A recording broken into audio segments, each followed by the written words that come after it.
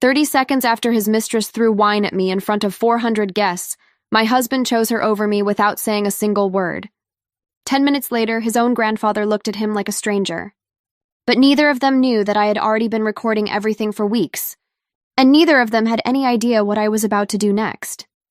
My name is Evelyn Marsh, and before that night, I was not the strong woman people think I am when they hear this story. I want to be honest with you from the start. For 3 years, I was Mrs. Nathaniel Cole, wife of a rising tech billionaire, and from the outside, my life looked perfect. Underneath that, I was barely sleeping. I saw a therapist twice a month just to get through ordinary days. My family was drowning in debt, and my marriage to Nathaniel was the deal that saved them, arranged quietly between two families like a business merger, not a love story. I told myself respect could replace love. For 1 year, I actually believed that lie. Then Camille Rivers came back from Milan. Camille had failed there. Her design career never took off the way she promised everyone it would, and she came home broke, humiliated, and desperate to matter again. Nathaniel was the easiest person to matter to. She started calling him at 3 in the morning. She posted old photos of the two of them with captions about flames that never go out. When I brought it up, Nathaniel did not comfort me. He attacked me instead. You are imagining things. Evelyn, you are too emotional to see this clearly. Everyone at the office already thinks you are unstable. You know that, right? That last one broke something in me, because he said it so calmly, like it was simply a fact, not an insult. That is what gaslighting actually feels like from the inside. It does not feel like an argument. It feels like slowly losing trust in your own memory. What happened at that anniversary gala destroyed 3 people that night, and I was only the first one. I stood alone in a corner of the ballroom holding a glass of sparkling cider when Camille walked toward me in a red dress built for attention. She asked if it was boring standing alone. I answered her politely, sharp enough that her smile cracked for a second. Then she lurched sideways and sent an entire glass of red wine across my chest, soaking straight through the silk. She apologized loudly while smiling with her eyes, calling me Miss Marsh instead of Mrs. Cole, just so the whole room understood exactly what she meant by it. Nathaniel rushed over. He did not confront her. He scolded her gently, the way you scold a little sister, and that gentle tone told me everything I needed to know about where his loyalty actually lived. Camille grabbed his arm, let her voice crack into a sob, and screamed loud enough for 400 guests to hear that I had no right calling myself his wife, that the position was supposed to be hers. I did not cry. I picked up a napkin from a passing waiter, wiped the stain slowly, dropped it in the trash, and looked straight at my husband. Why do we not just get a divorce, Nathaniel? So you two can finally be together. But I had not told anyone in that room the one thing that would change everything. Not even my own lawyer yet.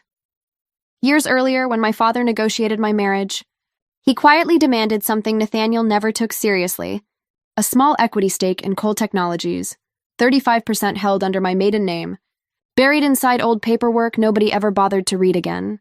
Nathaniel thought it was symbolic. It was never symbolic. I walked out of that ballroom with wine still soaking my dress. Nathaniel chased me, jammed his arm into the closing elevator doors, and begged for one more chance. I told him plainly I was not angry, because anger would have meant I still cared. He grabbed my arms hard enough to leave marks. And it was only when I said the words, "You are hurting me," that he finally let go, staring at me like he was seeing a stranger. I called my best friend Diane Ashford that same night, the sharpest divorce attorney in the Pacific Northwest. Camille was not finished either. The next morning she showed up screaming outside my gallery, calling me a homewrecker in front of strangers filming on their phones. I recorded 5 full minutes of her meltdown and sent it straight to Nathaniel, no caption at all. When he arrived and defended her instead of me, telling me she was just losing her mind because she loved him too much, the last thread holding our marriage together finally snapped. 2 minutes later, a phone call came in that Nathaniel never saw coming, and it was not from me.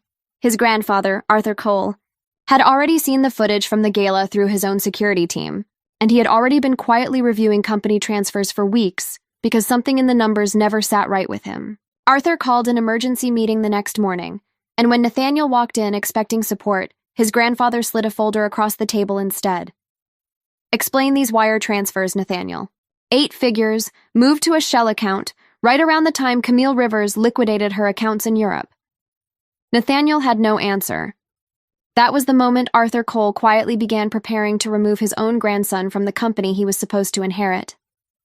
Weeks later, inside a courtroom that smelled like old wood and cold coffee, Diane laid photographs across the table showing months of secret meetings between Nathaniel and Camille. The judge looked directly at him, Mr. Cole. "Is this your signature on these transfer documents?" "Yes," Nathaniel answered, his voice barely above a whisper. Then explained to this court why nearly $8 million of marital assets moved into an account tied to your girlfriend 2 weeks before you filed nothing, disclosed nothing, and continued living as a married man. He had no explanation that held up. Diane offered him one quiet choice: sign the settlement immediately, or face a public trial that would expose the fraud to regulators as well as the press. He signed everything within the hour, including full custody rights for our son. But the biggest twist of the entire story was still waiting for him back at the office, and it had my name on it. Camille, furious that Nathaniel was losing his fortune because of the scandal she started, stormed into his company lobby screaming about their affair in front of employees and investors, and the clips went viral within the hour. Arthur Cole used the board meeting that followed to formally strip Nathaniel of his title as chief executive, citing the fraud, the scandal, and most importantly, a shareholder vote that Arthur had already secured. My 35% stake, combined with Arthur's shares, was enough to install a new leadership structure entirely. They asked me to chair it. I did not remarry some new billionaire to feel whole again. I did not need saving twice. I spent the next 2 years rebuilding Lumina Contemporary into a national platform for undiscovered artists, while also sitting on the board of the very company that once treated me like decoration at its own anniversary party. My gallery expanded into 3 cities. My son grew up watching his mother run rooms full of powerful people who once underestimated her completely.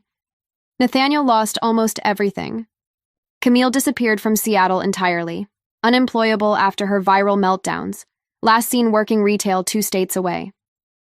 And Nathaniel, stripped of his company and his fortune, eventually did something I never expected. He applied for a job, not at some random company. At Cole Technologies, the same company his grandfather built, the same one I now helped run from the boardroom his family once said I would never belong in. I read his application myself. I did not hire him. A year after that, I attended another company gala, this time as chairwoman, in the very same ballroom where wine once ran down my chest, and my name was screamed like an insult. Near the entrance, checking guest invitations for a catering company that had contracted the event, stood a tired man in a rented black jacket. I walked past him on my way inside without even recognizing his face because the truth is, I was no longer looking for it. If this story hit you the way it hit me writing it down, hit that subscribe button right now. Because The Revenge Tales brings you a brand new story of betrayal, justice, and quiet. Unstoppable revenge every single week, and trust me, you do not want to miss what is coming next.